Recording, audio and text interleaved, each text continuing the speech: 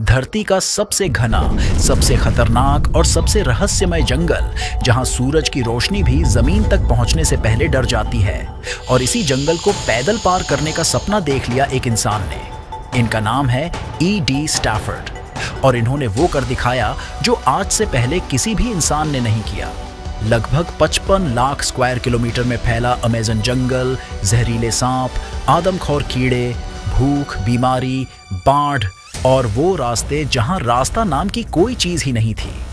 बिना किसी हेलीकॉप्टर, बिना किसी टीम सपोर्ट और बिना आधुनिक सुविधाओं के E.D. स्टैफर्ड ने इस पूरे जंगल को पैदल पार करने की ठान ली। लेकिन जरा रुकिए, क्या यह सफर इतना आसान था? बिल्कुल नहीं, क्योंकि दुनिया के सबसे बड़े जंगल को पार करने में E.D. स्टैफर्ड को लगे पूरे 860 दिन, यानी 2 साल, 4 महीने और 8 दिन। लेकिन इन 860 दिनों में इनके साथ जो हुआ वो किसी डरावने सपने से कम नहीं था। कभी जहरीले मेढक, कभी खून चूसने वाले कीड़े, कभी ऐसी जनजातियां जिनसे दुनिया आज भी डरती है। ऐसे जीव जिनका अस्तित्व अगर किसी और जंगल में होता तो शायद रोज सैकड़ों हादसे सुर्खियों में होते। लेकिन इनके सफर में अमेज़न जंगल का वो राज खोला जो आज से पहले ना किसी ने सुना था और ना किसी ने देखा था। इस वीडियो में हम जानेंगे कि अमेज़न जंगल आखिर इतना खतरनाक कैसे बना, क्यों यहाँ के जीव दुनिया के बाकी जंगलों से अलग और ज्यादा जानलेवा हैं, और जब E.D. स्टैफर्ड इस जंगल से बाहर निकले तो उन्होंने इंसानियत को कौन सी चौंकाने वाली सच्चाई बताई। वीडियो के अंत तक बने रहिए, क्योंकि ये कहानी सिर्फ एक इंसान के सफर की नहीं बल्कि जिद और ताकत की है। E.D. स्टैफर्ड एक एक्सप्लोरर थे जो ब्रिटिश आर्मी में काम कर चुके थे और जंगलों में सर्वाइवल ट्रेनिंग भी ले चुके थे। लेकिन एक दिन उनके दिमाग में एक ऐसा ख्याल आया जो आज तक किसी ने सोचा भी नहीं था। उसने सोचा, अमेज़न दुनिया का सबसे बड़ा जंगल है, लेकिन क्या कोई इंसान इसे पूरा पैदल पार कर सकता है? क्योंकि आज तक लोग अमेज़न को नाव या हेलीकॉप्टर से छोटे छोटे हिस्सों को पार करते थे, लेकिन शुरुआत से अंत तक कोई भी पार नहीं करता था।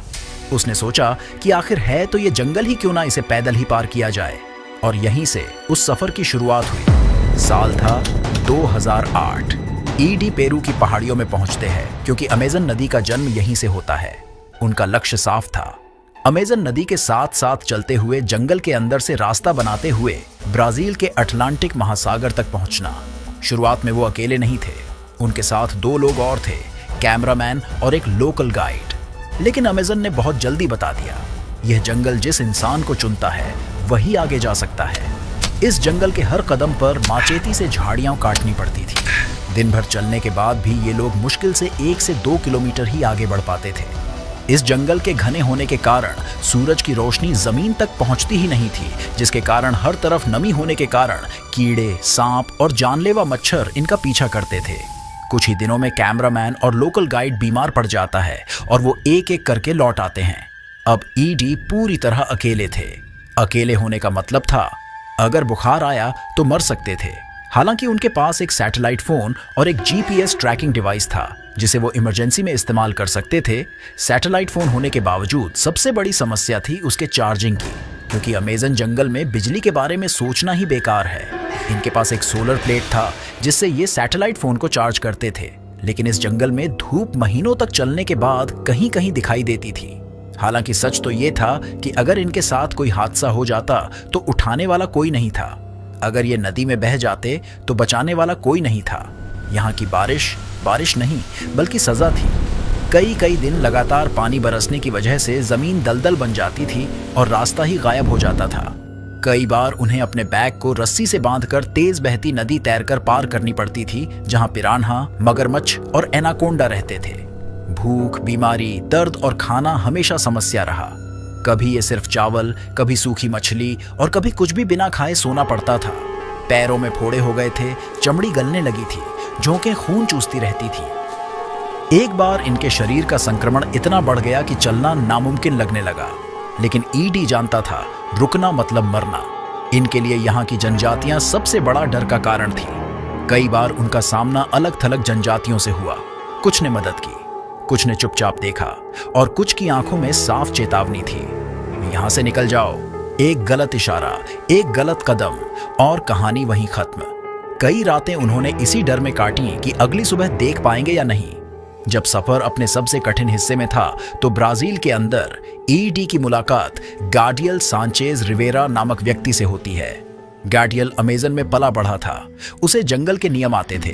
वो शिकार जानता था, खाने के पौधे पहचानता था और सबसे बड़ी बात, वो अमेजन से डरता नहीं था। उसने ईडी की हालत देखी और कहा, मैं तुम्हारे साथ आखिर तक चलूंगा। अब दोनों साथ थे। जब ईडी टूटता, गडियल संभालता। जब रास्ता खतरनाक होता, गडियल आगे चलता। लेकिन तब तक ईडी का शरीर और दिमाग दोनों टूट चुके थे। सिर्फ एक चीज बची थी, जिद। 860 दिन बाद जब हरी दीवार टूटी, पहली बार खुला आसमान दिखा, पहली बार सड़क और अटलांटिक महासागर दिखा, तो ईडी को ये एक सपने जैसा लगा। ईडी स्टॉर्फर्ड अब अमेजन पार कर चुका था। वो बन गया दुनिया का पहला इंसान जिसने पूरे अमेजन जंगल और नदी को पैदल पार किया। चलिए अब देख लेते हैं कि इस जंगल की खासियत क्या है और ये इतना बड़ा बना कैसे। आज से लगभग 10 से 15 करोड़ साल पहले दक्षिण अमेरिका बिल्कुल अलग दिखता था। न अमेजन नदी थी, न घना जंगल, न ये हरियाली। यह इलाका ज्यादातर सूखा मैदान और दलदल था। लेकिन फिर धरती के अंदर कुछ बहुत बड़ा हुआ। धरती की टेक्टोनिक प्लेट्स टकराईं और एंडीज माउंटेन्स धीरे धीरे ऊपर उठने लगे। इन पहाड़ों ने 3 चमत्कार कर दिए। हवा का रास्ता बदल दिया, बादलों को रोक लिया और बारिश को जन्म दे दिया। अब बादल पहाड़ों से टकराकर लगातार बारिश करने लगे। पहाड़ों पर गिरा पानी नीचे की ओर बहने लगा। छोटी बनी धाराएं नदियों में बदली।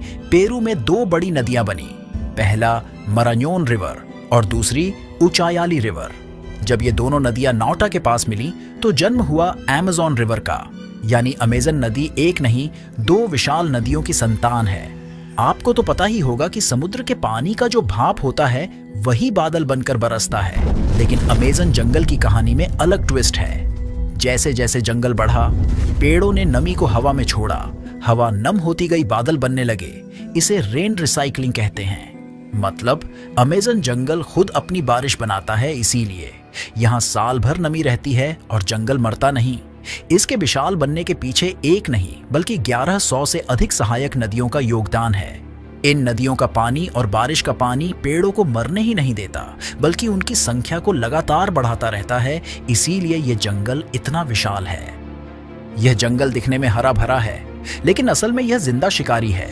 यहाँ खतरा छिपकर नहीं आता। यह हर पत्ते, हर पानी की बूंद और हर सांस में मौजूद होता है।